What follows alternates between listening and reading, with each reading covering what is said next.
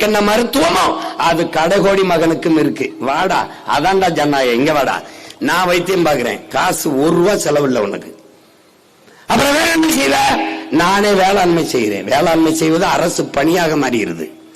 ஆடு மாடு வளர்த்தல் அரசு பணியாக மாறுகிறது. நாட்டு கோழி வளர்த்தல், பட்டுப்பூச்சி வளர்த்தல், நெசவு, வாத்து எல்லாம் அரசு பணி. அவனவன் வாழ்விடத்துல என்ன உனக்கு செலவு? என்ன செலவு? பசி கிடையாது. முல்லை, குறிஞ்சி, மருதம், நெய்தல், அங்காடி நாமளே வச்சிடறோம்.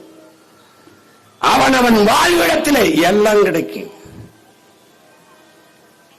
இந்த கேவலப்பட்டங்க மாதிரி மாசத்துக்கு 1000 ரூபாய் தம்பி சொல்றாரு பால, மாசம் 12,000 ரூபாய் தான் யாருக்கு? இந்த அரசு பணியாளர் டாஸ்மாக் இருக்கு.